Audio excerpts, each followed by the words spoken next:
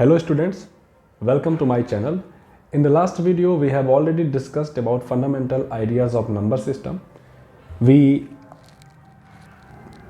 have also understood what is number line and different components of number line like whole number, natural numbers, integers, rational number and irrational numbers as well. So now we will try to answer some questions. हम कुछ questions को लेंगे और उसका answer करने का प्रयास करेंगे. Like there are some statements that are given in your book. You can see on page number 3. If you have NCERT, you can open page number 3. See the example number 1. There are 3 statements that are given in your book. First statement is every whole number is a natural number. I am writing the statement here also. Every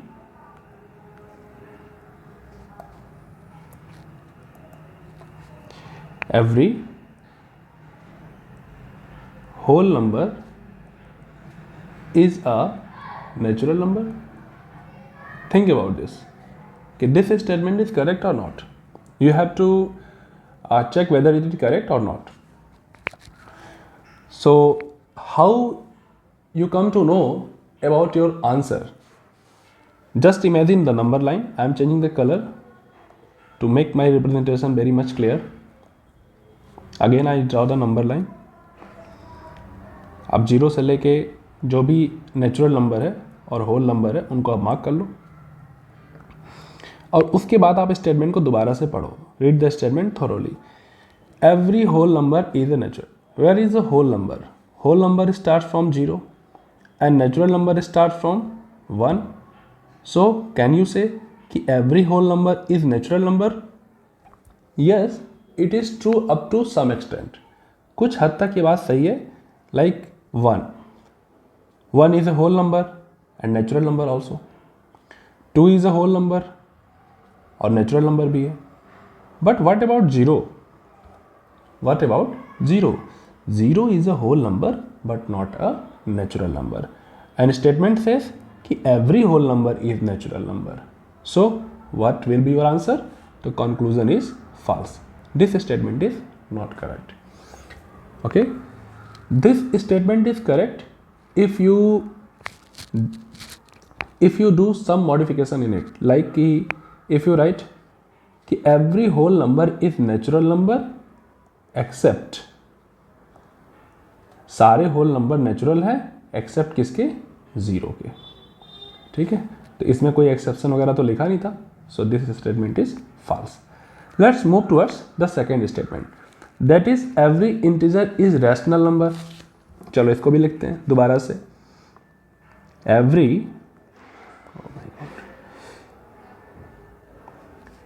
every integer is a rational number. जैसे ही rational number कहीं पे लिखा मिले आपको क्या imagine करना है? आपको ये p/q का फॉर्म इमेजिन करना है, क्योंकि जो रैशनल नंबर की स्टैंडर्ड डेफिनेशन है वो यही है कि जिसको फ्रैक्शन के फॉर्म में डिनोट किया जा सके, न्यूमरेटर अपॉन डिनोमिनेटर के फॉर्म में डिनोट किया जा सके, that number will be rational number. Condition क्या है? q should not be equal to 0. So let's consider the statement once again. Every integer. Where are the integers? Let's see it on the number line. Where are the integers? 0, 1, 2, 3 and so on. Integer में क्या होता है कि natural number तो होता ही है, whole number भी होता है और साथ में ये जो नेगेटिव नंबर्स आपने इंडिकेट किए थे ये भी इंटीजर का पार्ट था. So you can see here all the natural numbers, whole numbers along with these negative integers are called the integer. Okay. So every integer is a rational number. क्या ये हर integer जितना आपको दिख रहा है ये सारा rational है? क्या इन सारे integers को जितना मैंने यहाँ पे दिखाया है नंबर लाइन पे अभी येलो कलर में, क्या ये सारा rational number है? Think about that. और रैशनल नंबर की स्टैंडर्ड डेफिनेशन क्या है? पी अपॉन क्यू के फॉर्म में होना चाहिए। तो क्या इन सबको पी अपॉन क्यू के फॉर्म में लिखा जा सकता है? से यस और no. You can write your response in comment also कि हर एक इंटीजर रैशनल नंबर है कि नहीं है। देखो, तो your answer is yes. Why yes? Because this is 1. 1 can be written in the form of 1 upon 1.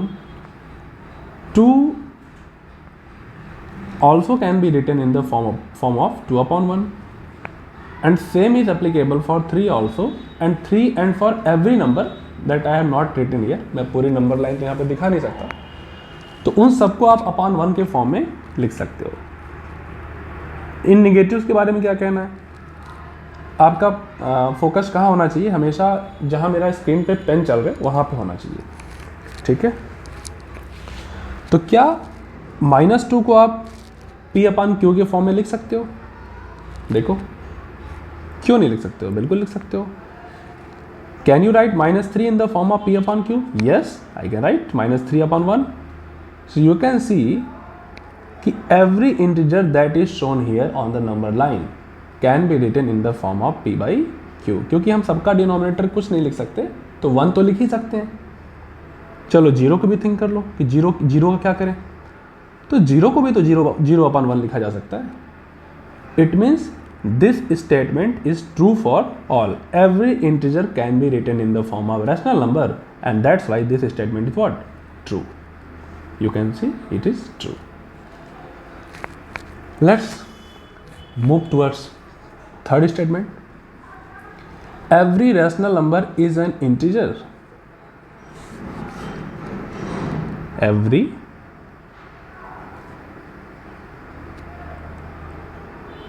rational number is an integer. Integer. क्या हर एक रैशनल नंबर इंटीजर होता है? तो फिर से इसका जवाब मिलेगा हमें कहाँ पे? अपने नंबर लाइन में।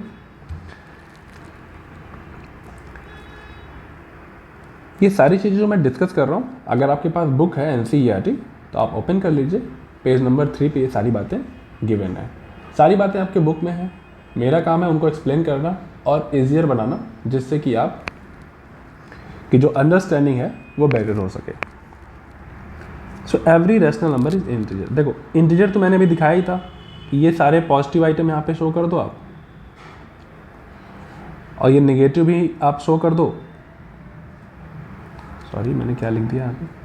-1, -2, -3 एंड -4।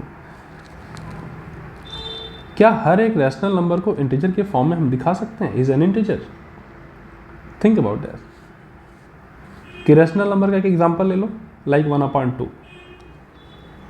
1 और 2 के बीच में क्या एग्जिस्ट करता है? 1/2 एग्जिस्ट करता है। अगर इनके बीच में भी आप आ जाओगे तो क्या एग्जिस्ट करेगा? 1/4 एग्जिस्ट करेगा। So these both the fractions are in the form of P by Q, and following the criteria, fulfilling the criteria Q not equal to 0।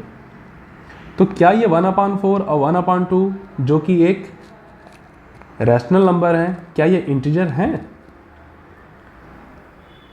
क्या ये इंटीजर हैं? Then your answer will be no. These are not the part of integer. क्योंकि integer में क्या आते हैं? ये सारे नेचुरल नंबर्स जो कि 1 से स्टार्ट होते हैं, 0 भी आता है, और साथ में ये जो लेफ्ट साइड में आपको -1, -2, -3 दिख रहा है, ये सारे इंटीजर्स में काउंट किए जाते हैं। इनके बीच में अगर कोई फ्रैक्शन है, कोई डेसिमल आ रहा है, तो उनको इंटीजर में काउंट नहीं किया जाता है। That's why this statement would be false. Every rational number is an integer? No. So these are the some examples that are given in your book, and I have also discussed in my video so that you can get a better understanding. Now we will move towards page number 4.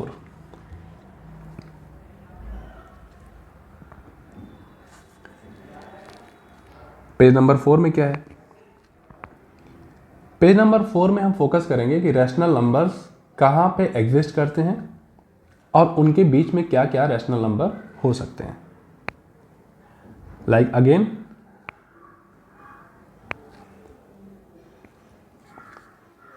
to resolve my all questions, or you can say almost all questions related to this topic can be answered using a number line।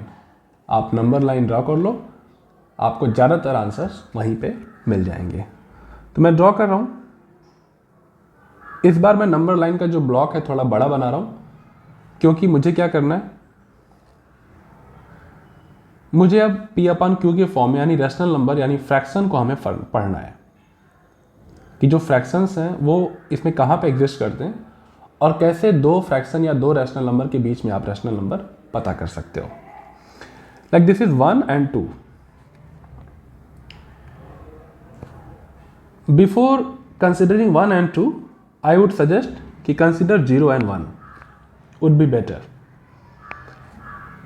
कि 0 और 1 के बीच में क्या कोई number exist करता है? मैंने बार बार बोला कि 0 से बड़ा होता है 1/2 और 1 से छोटा होता है 1/2। Okay, the same is true for 1/4 as well. 1/4 कोई भी फ्रैक्शन आप लिखते हो, जो रियल फ्रैक्शन है अगर वो मिक्स्ड नहीं है तो निश्चित है कि 1 से छोटा होगा और 0 से बड़ा होगा। The next type of questions that are asked in your book is to find the rational numbers between two rational numbers. Like this is 1 and this is 2, you have to find certain rational numbers between them. कभी 2 पूछेगा, कभी 3 पूछेगा, कभी 4 और 6 भी पूछ सकता है। So for that you have to make blocking. Blocking क्या है कि जैसे मान लीजिए कि हम इसमें अभी 2 पार्ट्स कर दें। हमने कितने ब्लॉक बना दिए? इस 1 और 2 के बीच में हमने 2 पार्ट कर दिए। 2 पार्ट कर दिए। So the first part will be 1/2। अगर आप सेकेंड पार्ट को भी काउंट करोगे तो कहां पहुंच जाओगे? कंप्लीट 1 पर पहुंच जाओगे और 1 इसमें ऐड हो जाएगा तो 2 पे पहुंच जाओगे। ठीक है, मैं सीधे अपने सॉल्यूशन पे आता हूं। जो मुझे आपको बताना है मैं इसको इरेज कर देता हूं।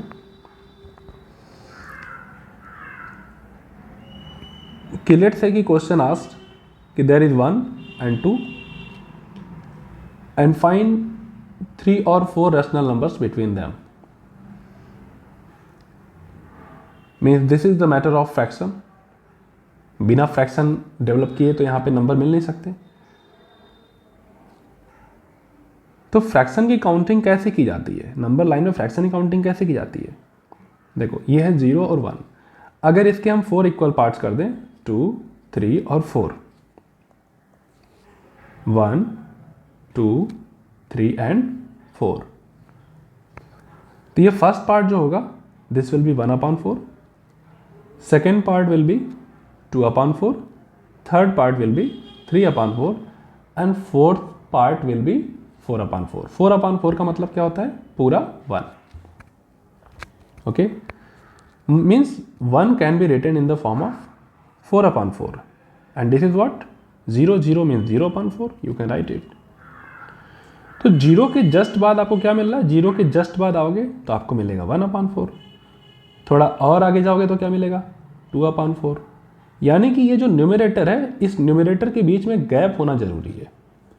ओके, अगर मैं आपको ऐसा बोलूं कि 3/4 और 4/4 के बीच में आप कोई रैशनल नंबर पता करो तो you would not be able to find any number there. Why? Because there is no any gap between 3 and 4. Numerator के बीच में गैप होना बहुत जरूरी है। Let's take another example. This is 4/5. This is 6/5. You can clearly say कि अगर denominator equal है तो इसकी जो सीरीज बनेगी कैसे बनेगी? देखिएगा, 4/5 के बाद किसका नंबर आता है? इसके जस्ट ऊपर आएगा 5/5। Okay, 6/5, 7/5। Okay, so the meaning is clear that there must be gap between the numerators, और साथ में एक चीज़ और है कि ये डिनोमिनेटर का इक्वल होना जरूरी है। ठीक है, इस टॉपिक को समझने से पहले हम कुछ फ्रैक्शंस को डिनोट कर लेंगे नंबर लाइन पे। लाइक सबसे पहले हम कंसिडर करेंगे 2/3, 3/4 and of course 4/5. We will represent these fractions, I mean rational numbers, on number line.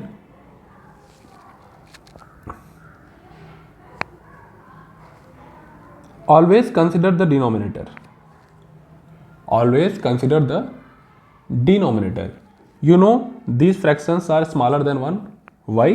Because if you divide 2 by 3, you would not be able to divide at any time. तुम इसको एक बार भी divide नहीं कर पाओगे।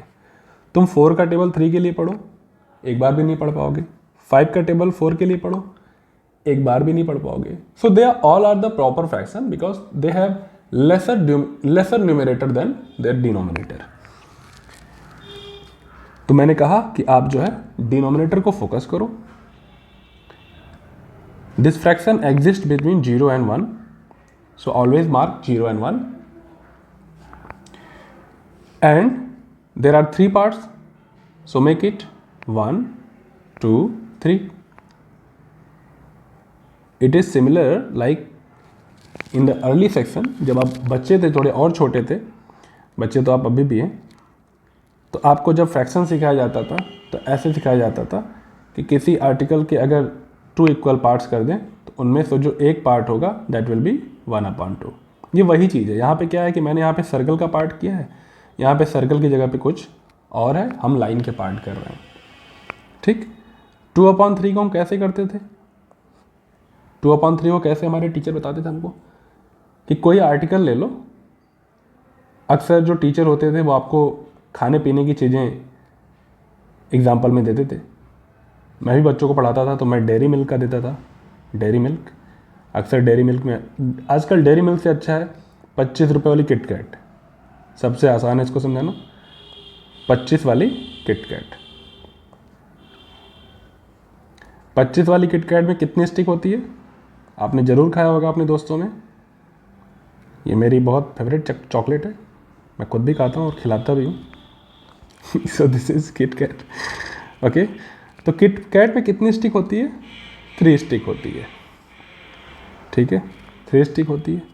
तो अगर इसमें से एक स्टिक किसी को दोगे तो उसको मिला 1/3, और दूसरा वाला बेईमान है, वो पूरी दोनों स्टिक गपत कर गया, तो उसने कितना खाया? ही eight 2/3।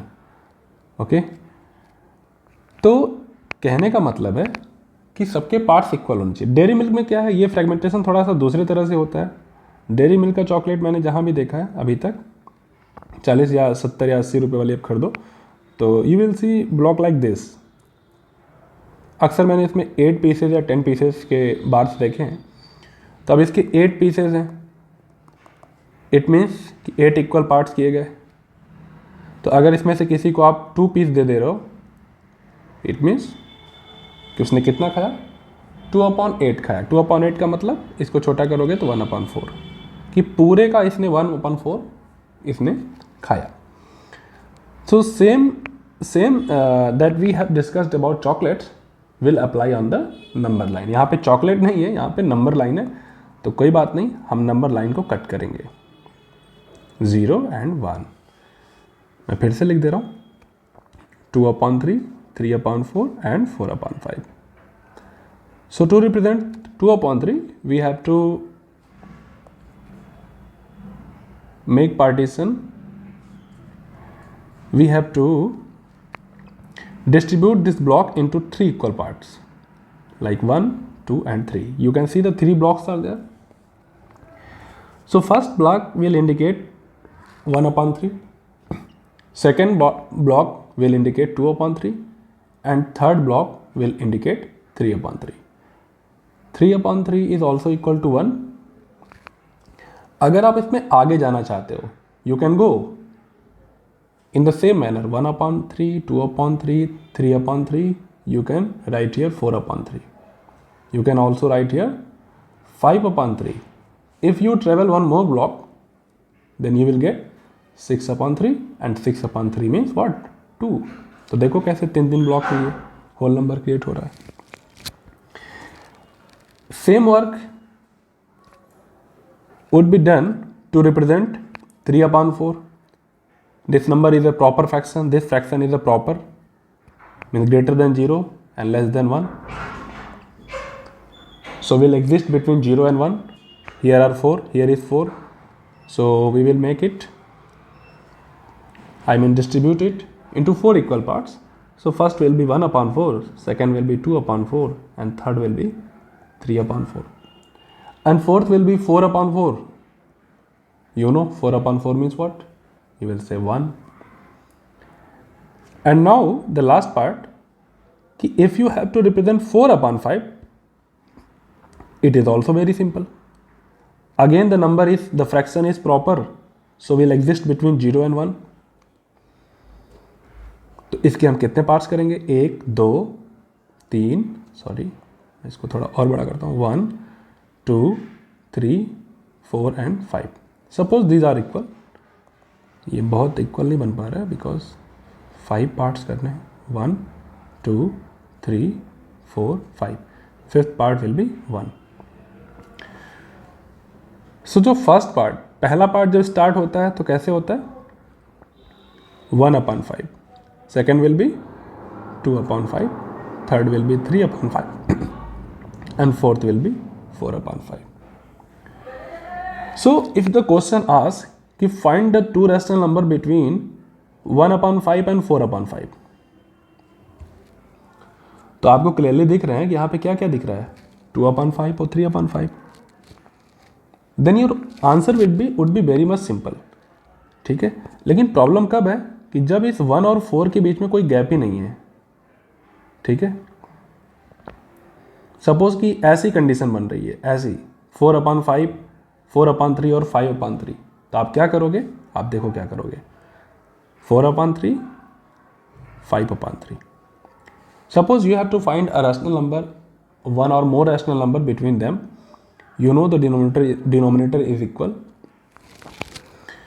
but there is no gap between 4 and 5. So you can make the gap. How? By using the idea of equivalent fraction. How? 4/3 can be written in the form of 8/6. ये मैंने कैसे किया? Because फ्रैक्शन और rational number की basic property है कि अगर आप किसी भी फ्रैक्शन में एक ही नंबर से न्यूमरेटर में और उसी नंबर से डिनोमिनेटर में मल्टीप्लाई करते हो तो जो रिजल्ट मिलता है वो पुराने फ्रैक्शन के इक्वल होता है. यू कैन सी 2/4 को छोटा करोगे तो वापस से आपको 1/2 मिल जाएगा. तो मैंने यहाँ पे वही किया. क्या किया मैंने 4 में भी इंटू 2 कर दिया और 3 में भी इंटू 2 कर दिया और इस तरह से मुझे क्या मिल गया? 8/6 मिल गया. वही काम मैं यहां भी कर दूंगा. मुझे क्या मिल जाएगा? 10/6 मिल जाएगा. Now you can find the gap here. अब ये दिख रहा है हमको साफ साफ कि 8/6 और 10/6. इट मीन्स बीच में क्या मिसिंग है? It is 9/6.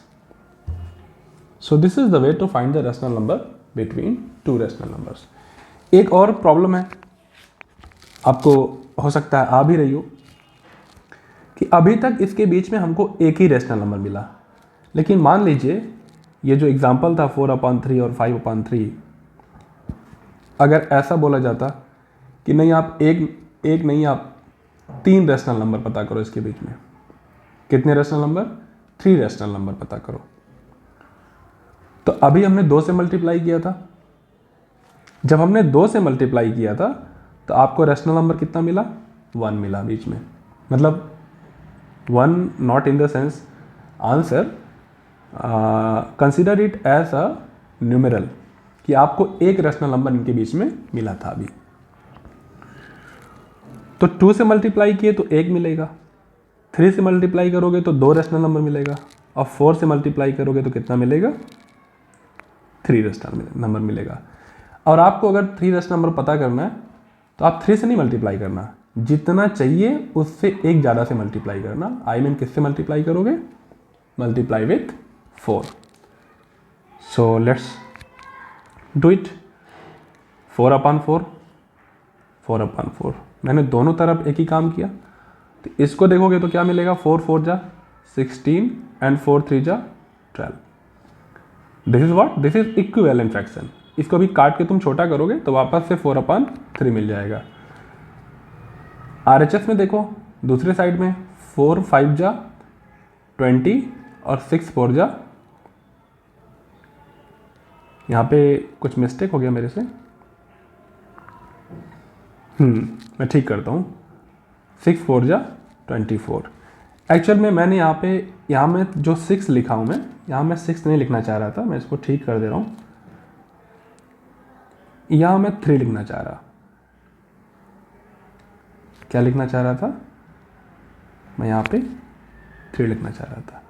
तो अगर मैं यहाँ पे 3 लिखता तो क्या होता? मैं 6 लिख के भी कर दूंगा, नो प्रॉब्लम, बट पहले इजी करो। इजी करोगे तो कॉन्फिडेंस आएगा, तो फिर आप उससे जो स्ट्रॉन्ग क्वेश्चन है वो भी कर सकते हो। अगर 3 रहता तो it will be 3 × 4 12। So denominator is equal, क्योंकि ये सीरीज जब ये डिनोमिनेटर जब इक्वल रहेगा तभी ये काउंटिंग आप कर सकते हो, अदरवाइज वो रॉन्ग हो जाएगा। तो 16/12 के बाद क्या मिलेगा हमें? 17/12। उसके जस्ट बाद क्या मिलेगा? 18/12, 19/12 और उसके बाद मिल जाएगा आपको 20/12। तो वो तो ऑलरेडी है। सो यू कैन सी कि हमने किससे मल्टीप्लाई किया? हमने 4 से मल्टीप्लाई किया, तो बदले में हमको कितना रैशनल नंबर मिला? वहाँ के बीच में 3 रैशनल नंबर मिला। Okay, so this is the way to find the rational numbers between 2 rational numbers. If the question is about to find the rational number between 2 and 3, don't worry, कोई भी चिंता की बात नहीं है। आपको 2 को 2/1 लिख देना है और 3 को 3/1 लिख देना है। Then apply the same story that I have applied in the previous examples. Okay, so for today this is all, and I am giving you a question and you will respond these questions into comment box. And don't forget to subscribe the channel and also share with your friends.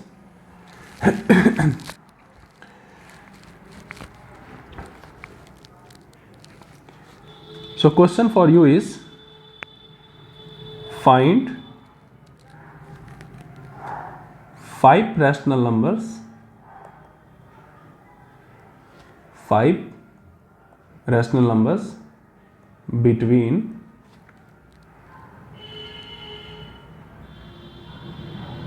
2/7